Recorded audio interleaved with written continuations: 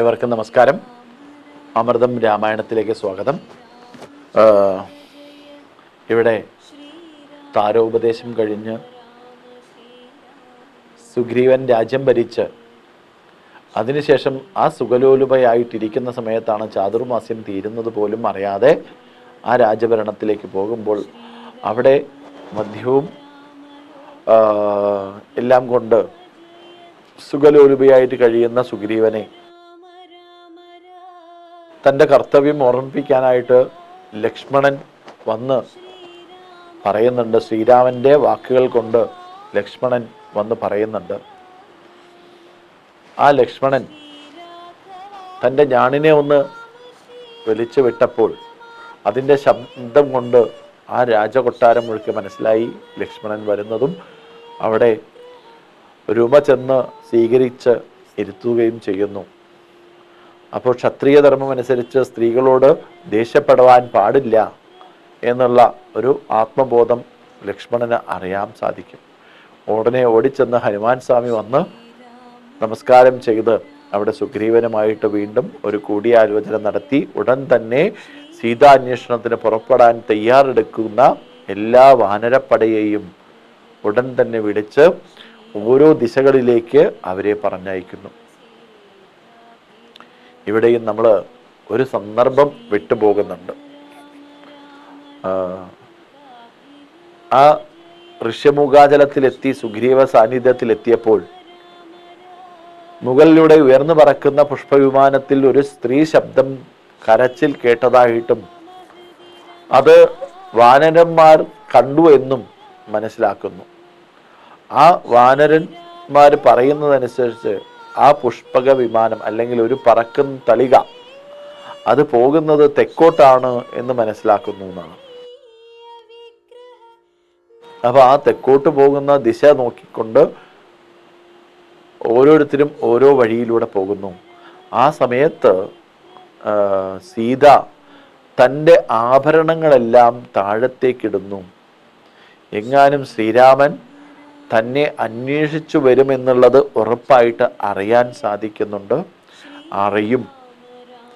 അപ്പോൾ ആ അറിവിലേക്ക് ഇത് വഴിക്ക് വരണമെന്നുള്ള ചിന്തയിലേക്ക് പോകണമെങ്കിൽ തൻ്റെ ആഭരണങ്ങൾ താഴെ ആരെല്ലാമോ ഉള്ളത് കാണുന്നതനുസരിച്ച് ആ രഥത്തിൻ്റെ മുകളിൽ നിന്ന് നോക്കിയപ്പോൾ അവിടെ താഴത്ത് എന്തെല്ലാമോ നടക്കുന്നത് പോലെ കണ്ടപ്പോൾ അവിടെ ജനവാസമുള്ള സ്ഥലമാണെന്ന് കരുതി തൻ്റെ ആഭരണങ്ങളെല്ലാം ഇട്ടു അവിടെ ആ ലക്ഷ്മണൻ്റെ ഒരു മഹത്വത്തെ ഒന്നുകൂടി വിളിച്ചോദിക്കുകയാണ് ഈ നിമിഷത്തിൽ.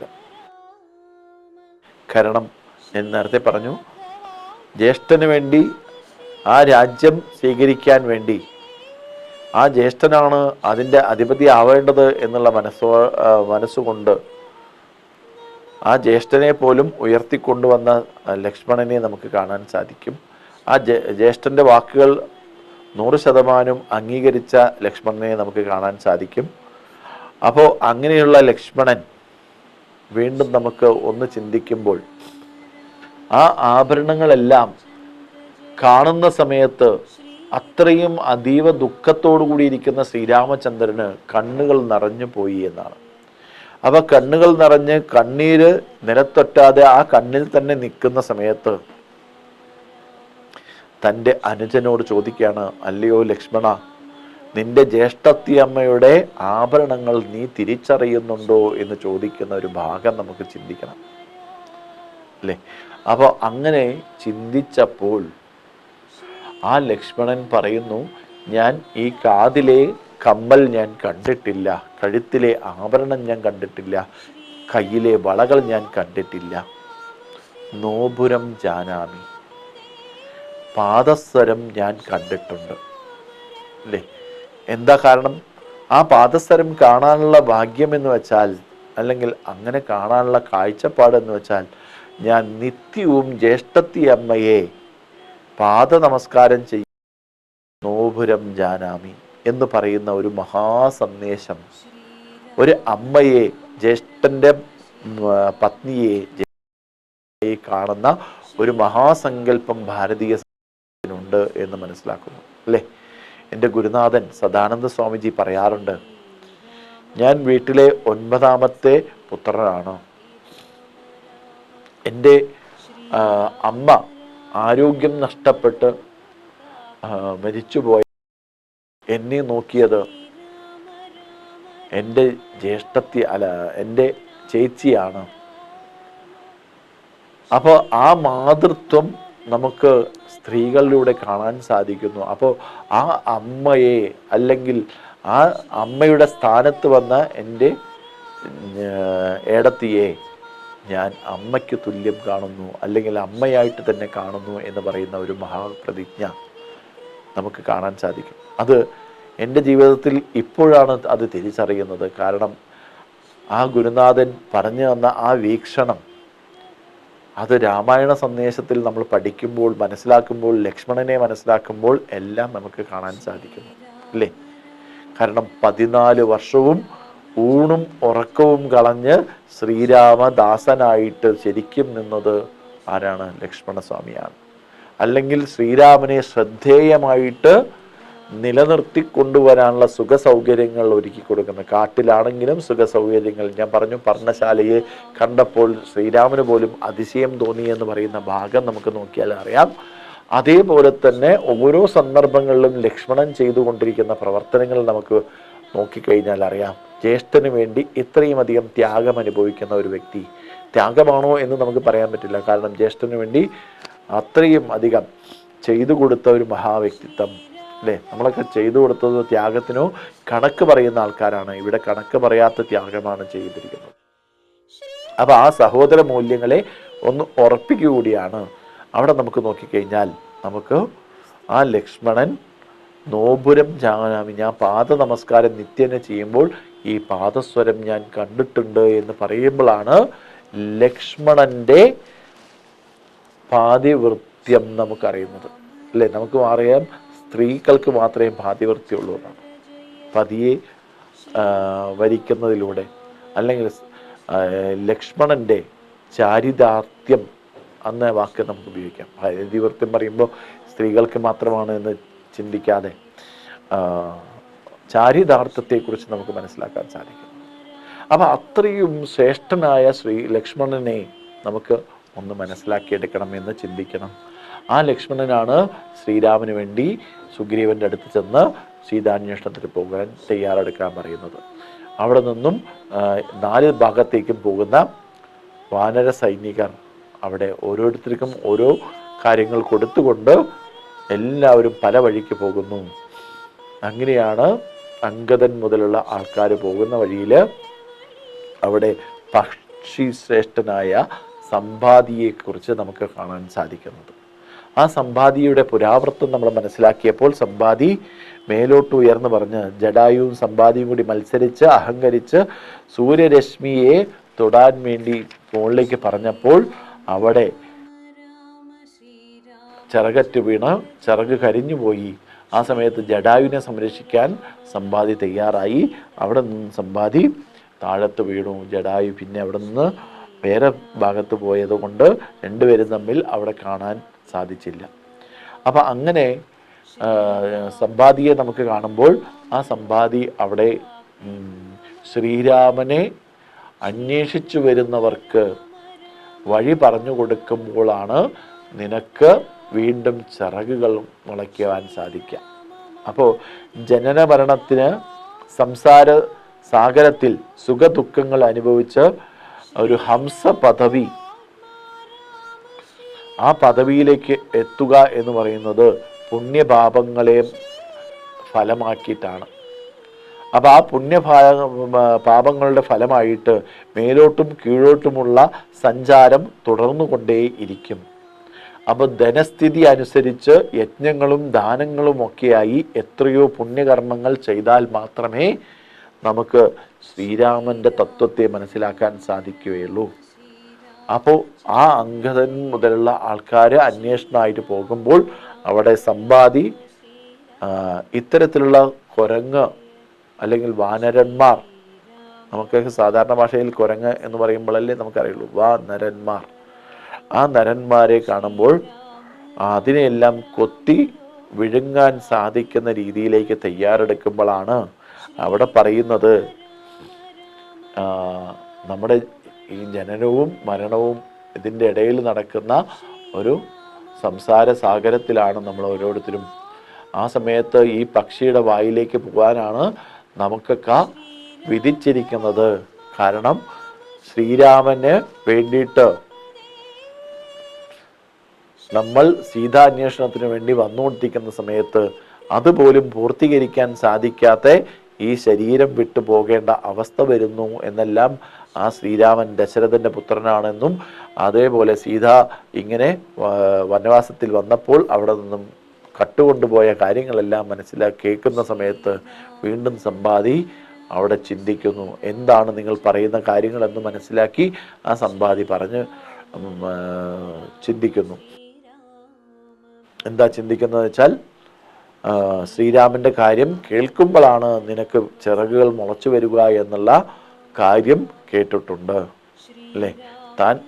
തൻ്റെ ചിറകുകളെ അഗ്നിക്കിരയ്ക്ക് അല്ലെങ്കിൽ സൂര്യതാപം കൊണ്ട് ചൂടേറ്റ് നിലംപതിച്ചപ്പോൾ അവിടെ നിന്നും കിട്ടിയ ഒരു അനുഗ്രഹമാണ് ശ്രീരാമന്റെ അന്വേഷണത്തിന് വരുന്ന സീതാന്വേഷണത്തിന് വരുന്ന ആൾക്കാർ ശ്രീരാമന്റെ കാര്യങ്ങളെല്ലാം പറഞ്ഞ് മനസ്സിലാക്കുമ്പോൾ നിന്റെ ചിറകുകൾ വീണ്ടും മുളച്ച് മുന്നോട്ട് പോകുമെന്നുള്ള ആ കാര്യം മനസ്സിലാക്കിയപ്പോൾ അവിടെ നിന്നും അവരിൽ നിന്നും ആ അന്വേഷകരിൽ നിന്നും കിട്ടിയ വാക്കുകൾ കേട്ട് മനസ്സിലാക്കി ഉയർന്നു പറക്കാൻ തയ്യാറായി. ചിറകുകൾ മുളച്ചപ്പോൾ അവിടെ നിന്നും ഉയർന്നു പറന്ന് ദൂരേക്ക് നോക്കുന്നു.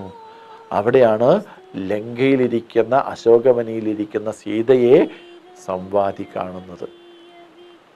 എന്നിട്ട് തിരിച്ച് ഇവരോട് പറയും ഇന്ന ഭാഗത്തുണ്ട്, അപ്പം അവിടേക്ക് പോകാൻ തയ്യാറെടുത്തുകൊള്ളാൻ. അപ്പം അങ്ങനെ ഇവിടെ പുണ്യപാപങ്ങളെല്ലാം നമ്മൾ ചെയ്യുമ്പോൾ ആ പുണ്യത്തിൻ്റെയും പാപത്തിൻ്റെയും കർമ്മങ്ങളുടെ ഫലം രണ്ട് തട്ടിലായിരിക്കാം അല്ലേ. പുണ്യപാപങ്ങൾ ചെയ്യുന്നത്, നല്ലതും ചീത്തയും ചെയ്യുന്നതിലൂടെ രണ്ട് തട്ടിലേക്ക് നമുക്ക് കാണാൻ സാധിക്കും. അപ്പോൾ ധനധാന്യ സ്ഥിതിക്ക് അനുസരിച്ച് യജ്ഞങ്ങളും ദാനങ്ങളും ചെയ്യുകയാണെങ്കിൽ അതിൽ പുണ്യവും പാപവും വന്നു കഴിഞ്ഞാൽ അതിൻ്റെ ദോഷവും നമുക്ക് അനുഭവിക്കേണ്ടി വരും. അങ്ങനെ നമുക്ക് നോക്കിക്കഴിഞ്ഞാൽ എല്ലാവരും യോനിയിലൂടെ ജനിക്കുന്നത് 84 ലക്ഷം യോനിയിലൂടെയാണ് നമ്മളെല്ലാവരും ജന്മമെടുക്കുന്നത്, പിന്നീട് ജന്മമെടുക്കുന്നതെല്ലാം. അപ്പം അങ്ങനെ ആ ജനന പാപങ്ങളെല്ലാം നമുക്ക് വന്നു കഴിഞ്ഞാൽ അടുത്ത ജന്മത്തിലേക്ക് വരുമ്പോഴും അവിടെയും നമുക്ക് ഒരുപാട് ദുഃഖങ്ങളെല്ലാം ഉണ്ടാവും. യജ്ഞങ്ങൾ വീണ്ടും ചെയ്യും, വീണ്ടും നമ്മൾ ഇല്ലാതാവും അല്ലേ. അപ്പോഴാണ് സമ്പാദി പറഞ്ഞു കൊടുക്കുന്ന ഒരു കാര്യം, ഒരു കുഞ്ഞ് ജനിക്കാൻ 10 മാസവും അല്ലെങ്കിൽ 9 മാസവും 27 ദിവസവും ഒരു ഗർഭത്തിലിരുന്നു കൊണ്ട് ആ കുഞ്ഞ് മുന്നോട്ട് വരണം അല്ലേ, ഒരു കുഞ്ഞ് ജനിക്കണം. അവിടെ നമുക്ക് നോക്കിക്കഴിഞ്ഞാൽ ഭൂമിയിൽ നമ്മൾ ചെയ്യുന്ന കർമ്മങ്ങളുടെ പുണ്യമായിട്ടാണ് ഭാര്യാഭർത്തൃ ബന്ധം അല്ലെങ്കിൽ സ്ത്രീ പുരുഷങ്ങൾ യോജിക്കുന്നതും ആ യോജ്യമായ കാര്യങ്ങൾ ചെയ്തുകൊണ്ട് അവരിലൂടെ സത്സന്താനങ്ങൾ ജന്മമെടുക്കുന്നതും നമുക്കറിയാം. അങ്ങനെ അണ്ഡവും ബീജവുമായി ബന്ധപ്പെട്ടുകൊണ്ട് ഗർഭത്തിൽ ശിശു ജനിക്കുന്നു. ആദ്യത്തെ 81 ദിവസം സ്ത്രീക്ക് തൻ്റെ ഗർഭത്തിൽ ശിശു ജനിച്ചതായിട്ട് പോലും അറിവ് വരില്ല. 81 ദിവസം കഴിയുമ്പോൾ അവിടെ നിന്നും തൻ്റെ ഉദരത്തിൽ വളരുന്ന കുഞ്ഞിൻ്റെ വളർച്ചയെ ഒരു പിണ്ഡമായിട്ട് കാണാൻ സാധിക്കുന്നു. 5-ാം മാസത്തിൽ ശരീര വളർച്ചയോടൊപ്പം രോമ വളർച്ച തുടങ്ങുന്നു. 7-ാം മാസത്തിൽ ബുദ്ധിശക്തിക്ക് പ്രദാനം ചെയ്യുന്നു. ആ ബുദ്ധിശക്തിക്ക് വളർച്ച കൂടുവാൻ അല്ലെങ്കിൽ ആ ബുദ്ധിശക്തി 58 ഗ്രാം വളർച്ചയെത്തുവാൻ 7 വയസ്സ് വരെ സമയമെടുക്കുന്നു എന്നൊക്കെയാണ് നമുക്ക് പറയാനുള്ളത്. അപ്പോൾ ആ ഗർഭത്തിൽ 7-ാം മാസത്തിൽ ബുദ്ധിശക്തിക്ക് പ്രദാനം ചെയ്തപ്പോൾ നമ്മൾ തത്വചിന്തകളെയും ശാസ്ത്രവിദ്യകളെയും അസ്ത്രവിദ്യകളെയും എല്ലാം പഠിച്ച ഗ്രന്ഥങ്ങളെ എടുത്തെടുത്ത് വായിക്കാൻ നമുക്ക് സാധിച്ചാൽ ആ കുഞ്ഞ് ജനിച്ച് ഉയർന്നു വലുതാവുമ്പോൾ ഇന്ന വിധത്തിൽ വ്യക്തിയായിട്ട് സമൂഹത്തിന് നന്മ ചെയ്യുന്ന ആൾക്കാരായിട്ട് മാറും. അതുകൊണ്ടാണ് പണ്ട് ഗർഭത്തിൽ ശിശുക്കളെ വഹിക്കുന്ന സ്ത്രീ അല്ലെങ്കിൽ അമ്മ അവിടെ പുരാണ ഗ്രന്ഥങ്ങൾ വായിക്കുവാനും കേൾക്കുവാനും അത് തൻ്റെ കുഞ്ഞിന് കൂടി മനസ്സിലാക്കണം. ധർമാർത്ഥ കാമമോക്ഷങ്ങൾ എന്താണെന്ന് മനസ്സിലാക്കണം. അപ്പൊ അങ്ങനെയുള്ള ചിന്തകൾ ഉണ്ടാക്കിയെടുക്കണം.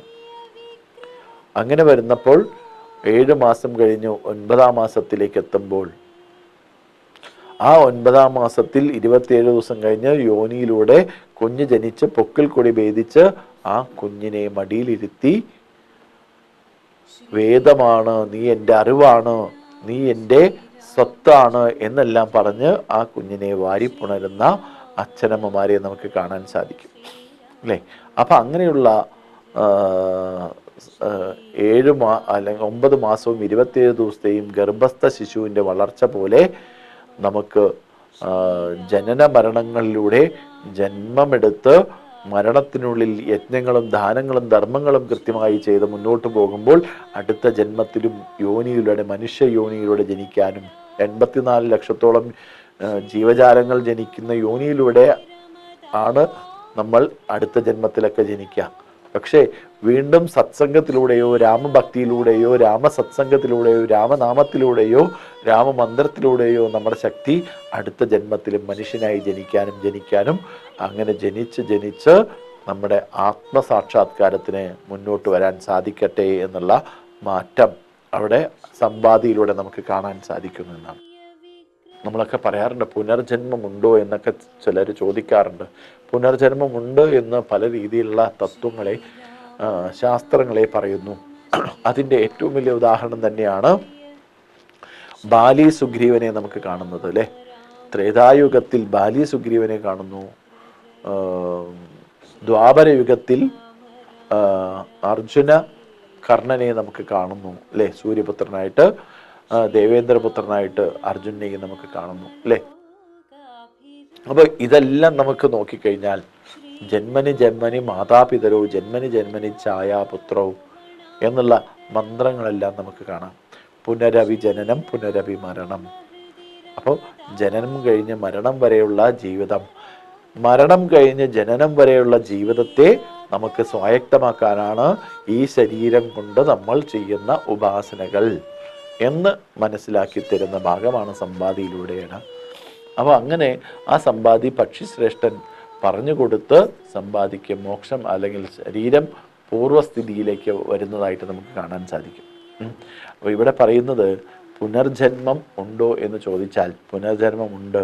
അപ്പോൾ പാപികളാണെങ്കിൽ പല മൃഗങ്ങളായിട്ട് കൃമിയായിട്ട് പുനർജനിക്കുമെന്നാണ്. നമ്മൾ പാപങ്ങൾ കുറേ ചെയ്തിട്ടുണ്ട്, ഒരുപാട് പേരെ ബുദ്ധിമുട്ടിപ്പിച്ചിട്ടുണ്ട്, അത് ചെയ്തിട്ടുണ്ട്, ഉപദ്രവിച്ചിട്ടുണ്ട്.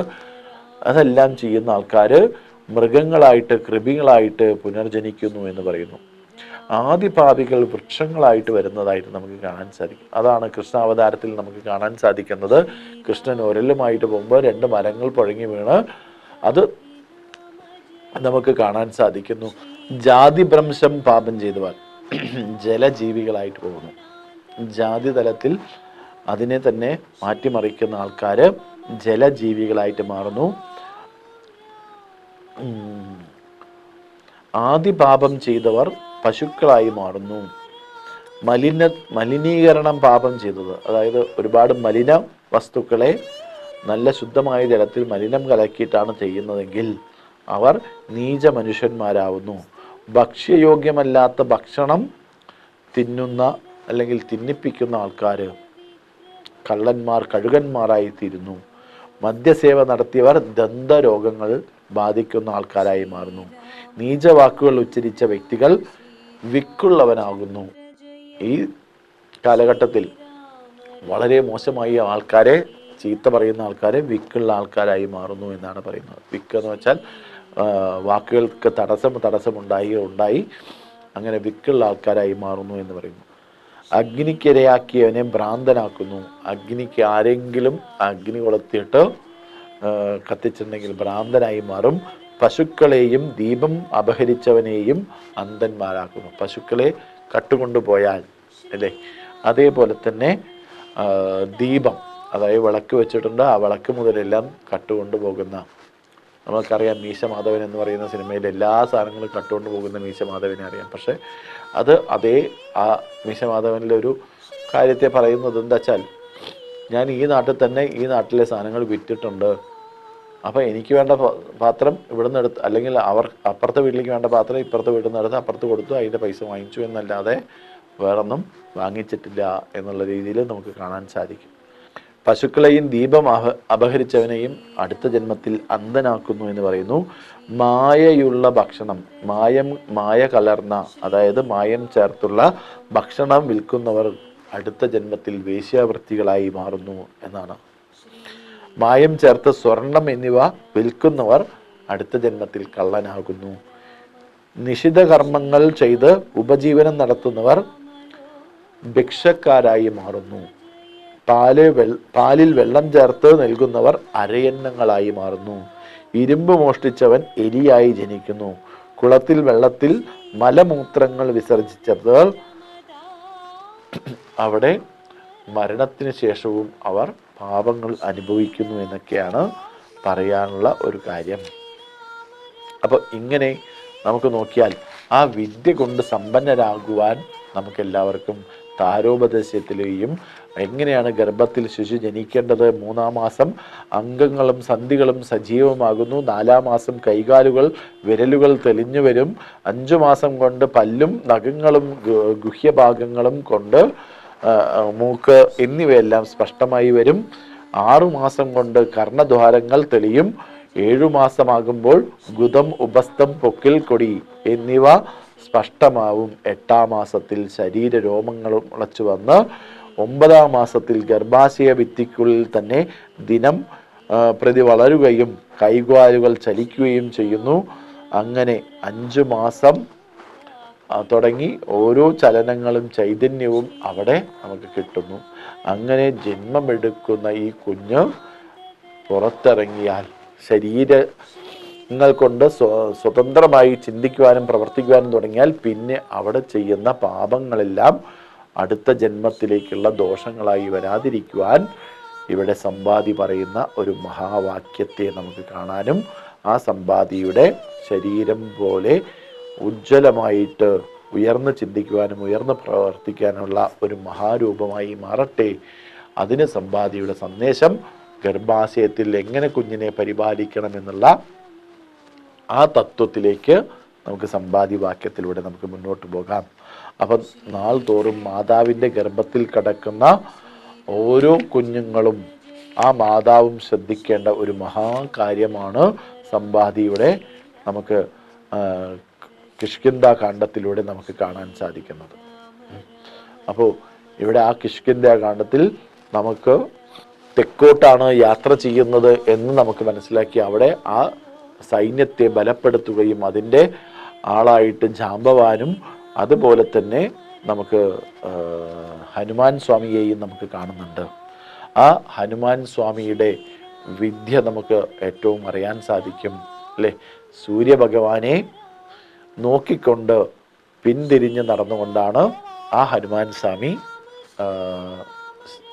ശാസ്ത്രങ്ങളെല്ലാം സ്വായക്തമാക്കിയത്. അദ്ദേഹത്തിൻ്റെ കയ്യിലാണ് തൻ്റെ മുദ്രമോതിരത്തെ ഹനുമാൻ സ്വാമിയുടെ കയ്യിലേക്ക് ശ്രീരാമൻ കൊടുത്തുകൊണ്ട് സീതയെ കണ്ടാൽ നീ ആരാണെന്ന് പറയുമ്പോൾ ഈ മുദ്രമോതിരം കാണിച്ചു കൊടുക്കാൻ സാധിക്കണമെന്നുള്ള രീതിയിലേക്ക് ഹനുമാൻ സ്വാമിയെ ഉയർത്തിക്കൊണ്ടുവരുന്നത്. അപ്പോൾ അവിടെ നമുക്ക് ആ സന്ദർഭത്തെ നമുക്കൊന്ന് ചിന്തിക്കാം. നമസ്കാരം.